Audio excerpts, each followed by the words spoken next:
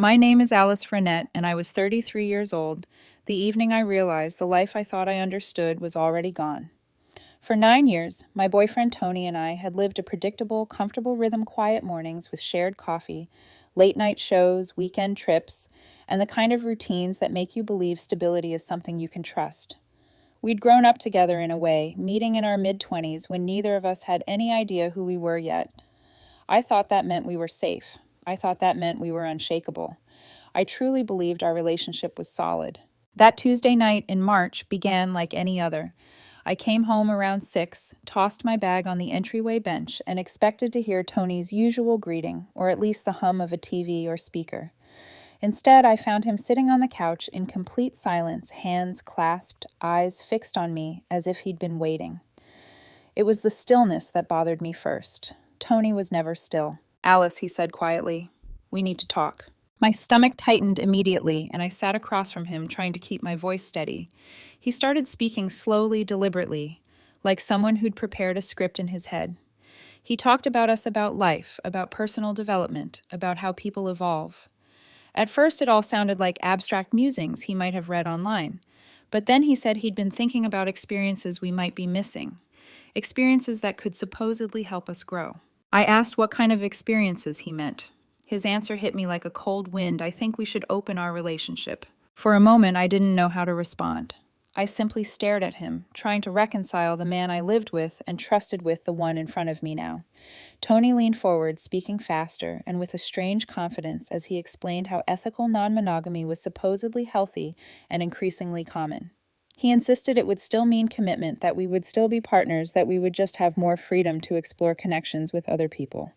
The more he talked, the more I felt the ground shifting beneath me. "Is there someone specific?" I asked, because instinctively I already knew the truth. He hesitated just long enough to confirm everything, but he forced out a quick denial. "No, it's not about anyone. It's about us evolving." His expression remained calm, almost optimistic, as if he expected me to be excited about this newfound philosophy. When I asked what would happen if I said no, he looked at me with a strange mix of frustration and self-righteousness. He said he'd feel trapped, held back, unable to become who he was meant to be. He tried to soften it by saying he didn't feel trapped by me, just by monogamy, but at that point, the distinction felt insulting. He reached for my hand and asked me to think about it. I didn't trust my voice enough to say anything real, so I nodded mechanically and told him I would. He smiled, actually smiled, as if the conversation had gone exactly the way he planned. That smile unsettled me more than his request. It wasn't the expression of someone afraid to lose the person they love. It was the expression of someone who had already put the pieces in place and believed he had nothing to fear. That night I couldn't sleep. I lay beside him, listening to his steady breathing, feeling a knot of dread tightening in my chest. His distance over the past 2 months suddenly took on a new meaning. The extra gym sessions, the late nights finishing projects, the constant texting, the way he angled his phone away from me. And then there was Hannah, the trainer he'd mentioned too often with too much enthusiasm. Hannah showed him new workouts. Hannah recommended supplements. Hannah said he was making incredible progress. I hadn't thought much of it at the time, but now every mention replayed in my head with painful clarity. Around 2 in the morning, I slipped out of bed and went to the living room. I wasn't looking for proof, not consciously, but something deeper inside me already knew the truth, and it pushed me forward. I opened our shared phone account. Tony and I had joined plans years ago. Neither of us ever thought we'd need to hide anything. I scrolled through the call and text logs, and the number of messages to an unfamiliar number hit me instantly. Hundreds of texts, dozens of calls, some lasting nearly an hour, all within the last 2 months. My throat tightened as I opened our joint credit card statements. 3 weeks earlier, a hotel charge appeared the same weekend he told me he'd been at a work conference.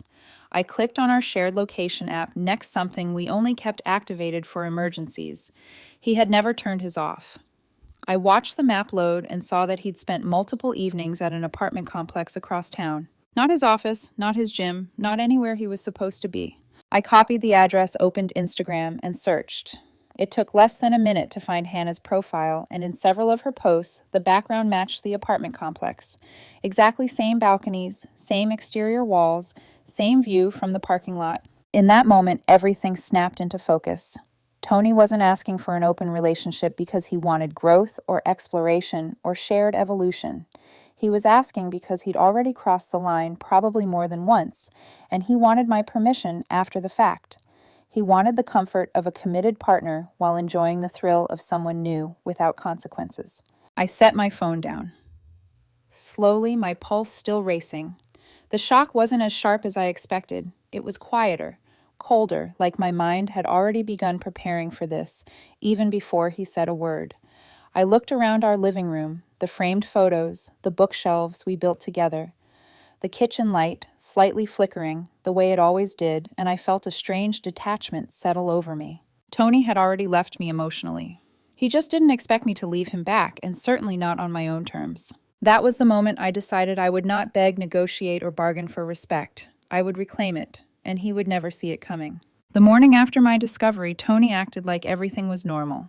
He kissed my cheek before leaving for work, brewed himself coffee, scrolled his phone with a faint smile that made my stomach twist, and walked out the door without a clue that the ground beneath him had already shifted. I watched him back his car out of the driveway and disappear down the street. The moment he was gone, the quiet in the house felt different. Not heavy, but hollow, like a space waiting to be cleared. I sat at the kitchen table and made a list. I've always been the kind of person who handles emotional devastation the same way some people handle taxes, systematically, efficiently, and with a strange, almost clinical calm. Shock hadn't broken me. It had sobered me. Tony wanted growth. Fine. I would grow too, just not in the way he envisioned. He might have betrayed us in secret, but I would exit in daylight with precision. The first thing on my list was a lawyer. I took a long lunch break that Friday and met with a family attorney downtown. The office was sleek, full of glass walls and quiet confidence. The attorney, a middle-aged woman with sharp eyes and sharper instincts, listened as I explained the situation. The infidelity, the open relationship request, the hotel charges, the shared finances. She nodded slowly, taking notes, occasionally looking up as if confirming details she already understood perfectly. "You're not married," she clarified, "but you've built a life equivalent to one. Joint accounts, shared, assets, cohabitation agreements. You can dissolve this cleanly, but you need to protect yourself financially before you say a word to him." "I'm ready to do that," I said. She outlined everything I needed: remove his access to shared funds, create a new bank account, move my important documents, secure any assets in my name, and prepare a separation filing. The calmness in her voice magnified the clarity in mine. I signed the retainer. She began drafting the paperwork. That afternoon, I drove straight to the bank. I opened a new checking account at another branch somewhere Tony would never think to look. I transferred my direct deposit immediately and left only enough money in our joint account to cover his half of the bills for the month. Nothing extra. For years, I'd paid the majority of our expenses. He'd become comfortable with the financial cushion I provided. But that cushion was gone now. He just didn't know it yet. Next, I called our credit card companies. I was the primary holder on every account. Tony was an authorized user. Within 10 minutes, his name was quietly removed from all three cards.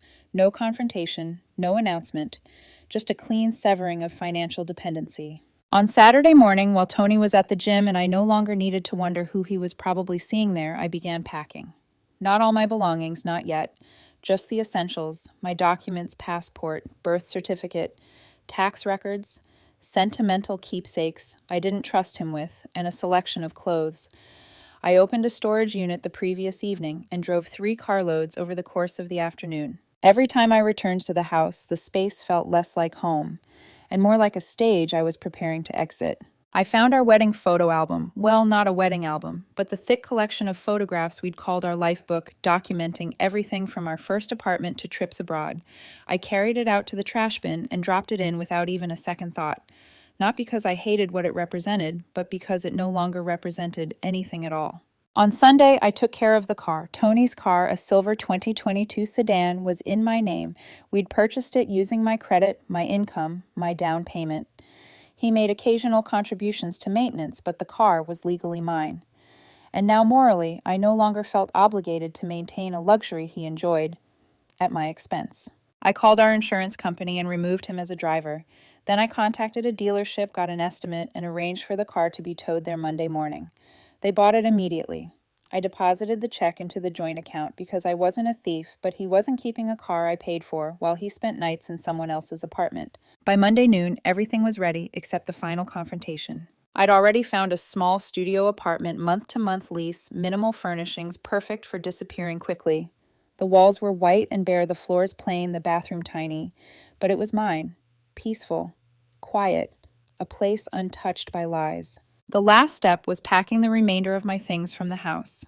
Clothing I could replace later, books I didn't need immediately, leftover personal items.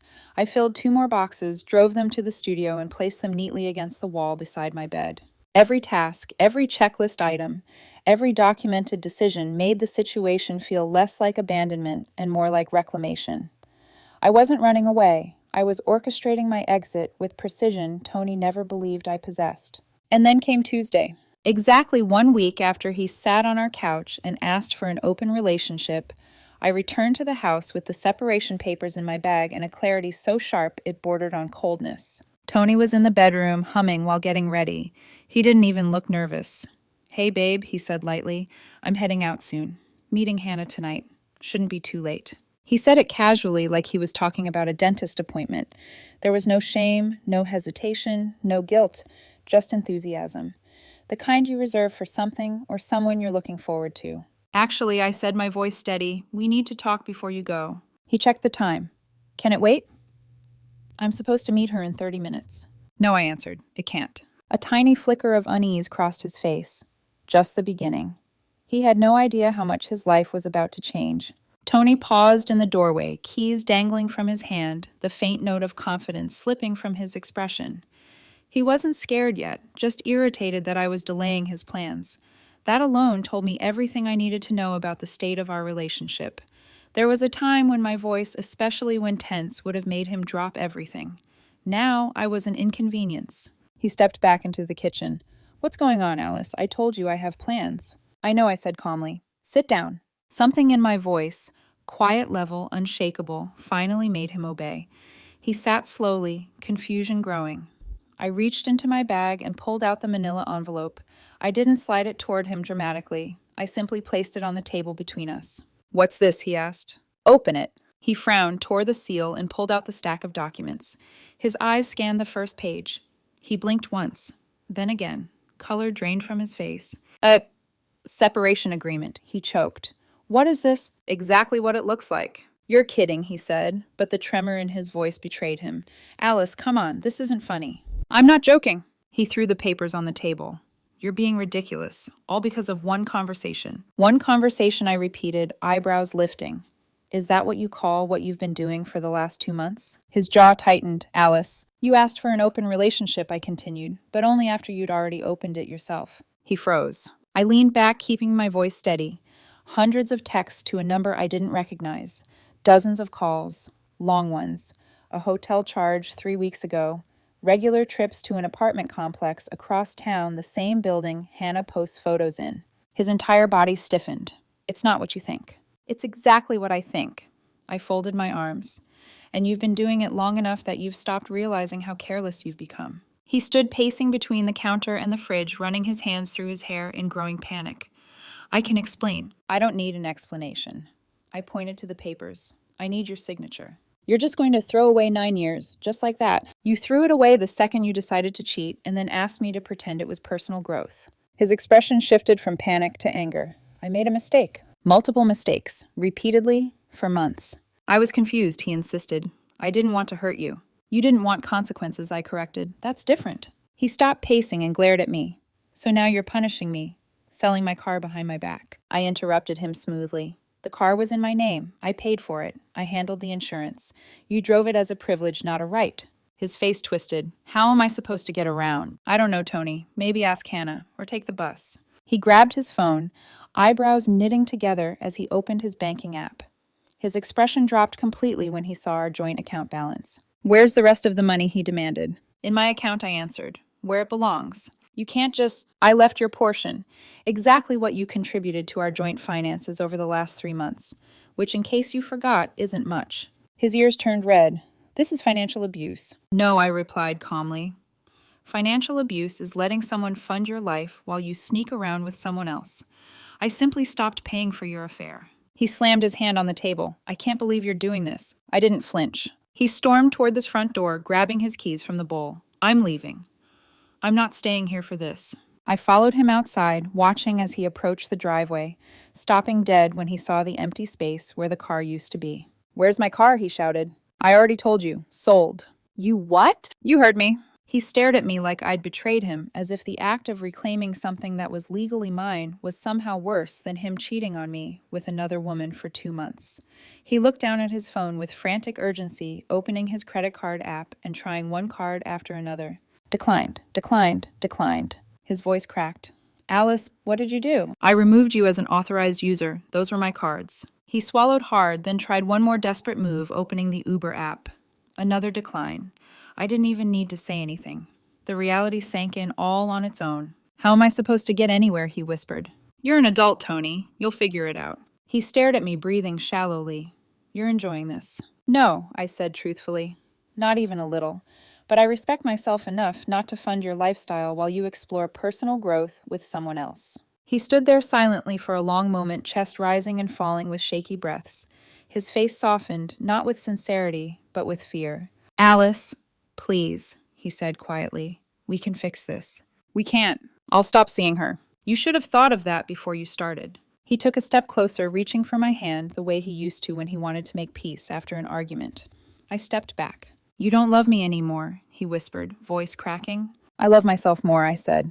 Finally. His expression collapsed into devastation, but I didn't let it sway me. I had cried enough already, just not in front of him. Sign the papers, I said calmly. That's all I need from you now. He lowered his gaze, defeated. For the first time, he understood he had lost control of the situation, and he wasn't ready for what losing me actually meant. The days after the confrontation were uglier than the confrontation itself. Tony didn't sign the papers immediately. Of course he didn't. Instead, he spiraled. At first he tried panic, then guilt, then charm, and when none of those worked, he escalated to anger, desperation, and finally a kind of shameless pleading that would have broken me months earlier. But by the time he began unraveling, I was already emotionally gone. It started the very next morning. He called me 6 times before I even finished my coffee. I didn't pick up. He sent long text messages, paragraphs that tried to combine apologies with rationalizations. I was confused. I never meant to hurt you. We were drifting, and I didn't know how to talk about it. Hannah didn't mean anything compared to you. When those didn't get a response, he switched to guilt. You're really giving up over one mistake. 9 years mean nothing to you. When that failed, he switched again. You're being cold. This isn't like you. This is cruel, Alice. You're not cruel. Don't do this to us. I muted the conversation, finished getting dressed, and drove to work. By lunch, he'd called 14 times. By evening, 26. The next day, I blocked his number. That should have been the end of the noise, but Tony had never believed he could be shut out of my life. He showed up at my workplace the following afternoon, pacing outside the building's glass doors, with a bouquet of supermarket flowers clutched awkwardly in one hand. My coworkers stared as I arrived, walking into the lobby with my jaw set. Alice, thank God, he said, rushing toward me. You can't keep ignoring me. I can, I replied evenly, and I will. He tried to push the flowers into my hands. I didn't take them. Please, he said, voice trembling. Let's just talk. 5 minutes. That's all I need. My attorney told me not to have any in-person discussions with you, I said. It wasn't true. My attorney never said that, but he didn't need to know. Please leave. The building's security guard approached. Is everything okay here? I nodded, but didn't take my eyes off Tony. He doesn't have permission to be here. Tony's face fell. Alice, seriously. You need to go, I said. He tried to reach for my arm instinctively, not aggressively, but the guard stepped between us. Tony's expression crumpled as they escorted him outside. I stayed in the lobby until they verified he had driven away, or more accurately, been picked up by an Uber. Someone else must have called for him. I doubted he'd told Hannah the truth, but I imagined she wouldn't be thrilled about becoming his emergency transportation system. That evening, his mother called. I didn't answer, but she left a voicemail, her voice tight with indignation.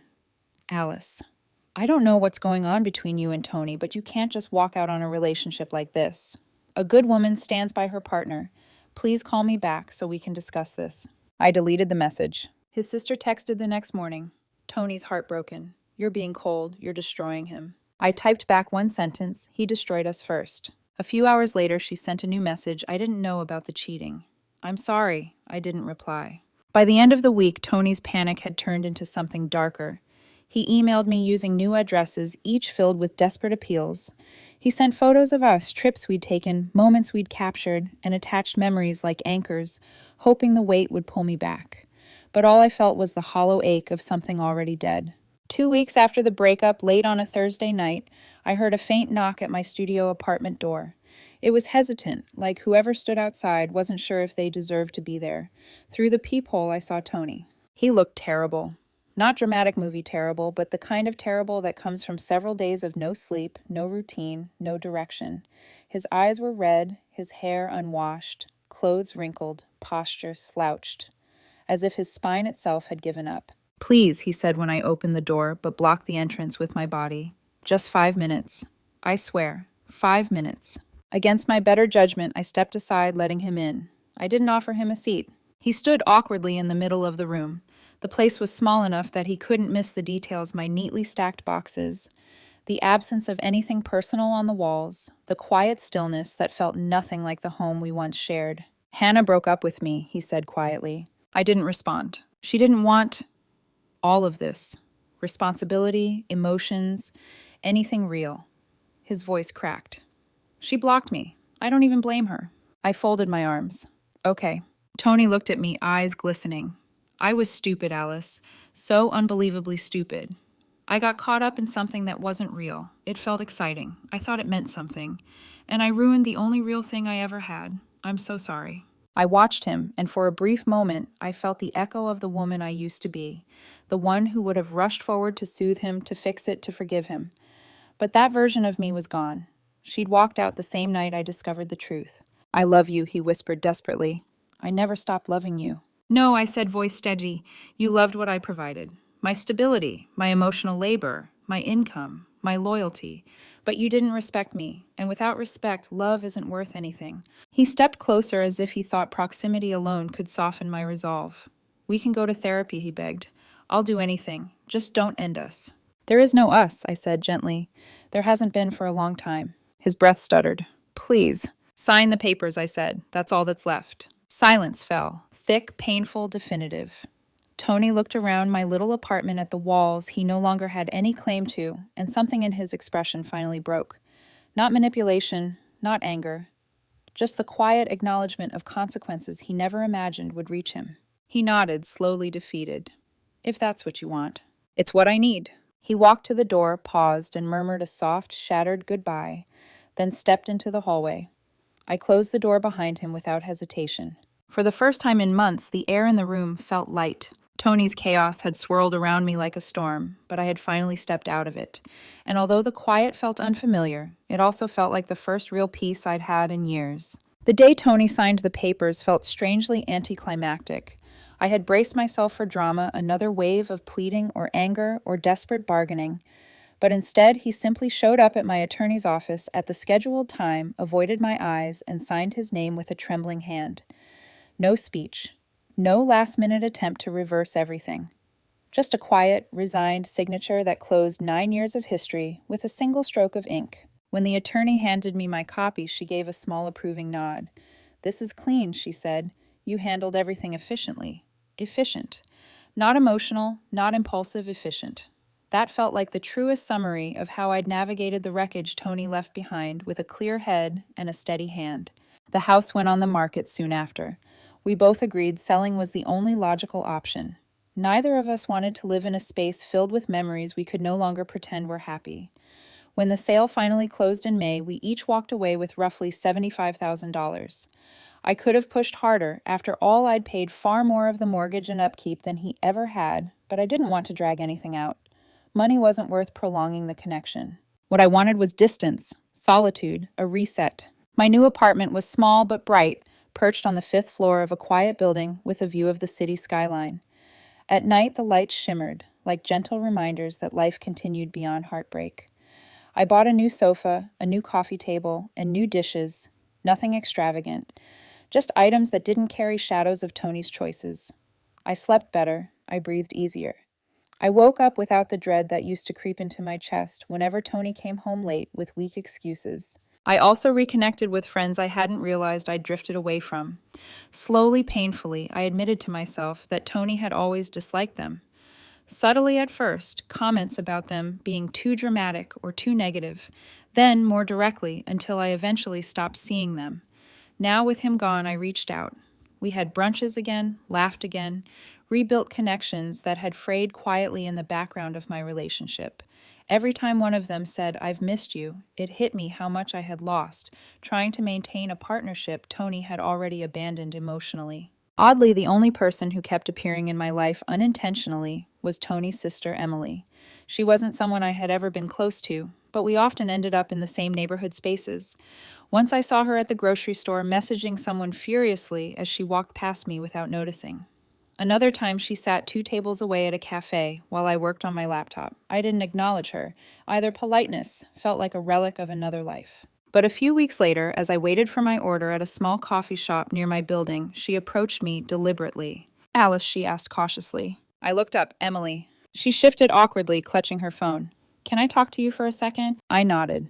She sat across from me, smoothing her sweater, clearly rehearsing her words. "I saw Tony last week," she began. "He's not doing well. He moved back in with Mom and Dad. He's working full-time now, but he's struggling financially. The breakup hit him hard." I sipped my coffee. I'm sure it did. She hesitated. "He regrets everything. I mean, he really regrets it." I nodded once, offering no comfort. "He said you wouldn't talk to him at all, that you just cut him out." "I didn't cut him out," I corrected. "He ended us when he started seeing someone else." Emily looked down, shame flickering across her face. "I know," she murmured. He's hurting Alice, and he still loves you." "He loved the life I provided," I said quietly. "Not me." She met my eyes. There was no argument this time, not like before when she insisted I was being cold or dramatic or cruel. Now she just looked tired. "Do you ever think, maybe you two could talk, just for closure?" "I already got my closure," I answered. Emily swallowed hard. "He told me he'd give anything for a second chance." I stared out the window at the passing cars, letting the quiet stretch for a moment. Then I tilted my head slightly. "Would you take back a partner who cheated on you for months, lied daily, and then asked for permission after the fact to keep doing it?" She opened her mouth, then shut it. She didn't attempt to answer. The silence was its own reply. "I thought so," I said gently. She stood, slowly nodded, and murmured, "I'm sorry, Alice," before leaving the cafe. I breathed out a long, steady exhale that felt like sealing a chapter. The following week, I got a text from a new number. I normally ignored unknown numbers, but something about the wording made me pause. "Alice, it's me. I never stopped loving you. Please don't block this one." I stared at the message for a long time, feeling nothing. Not anger, not longing, not sadness. Just an absence, a quiet space where something used to be.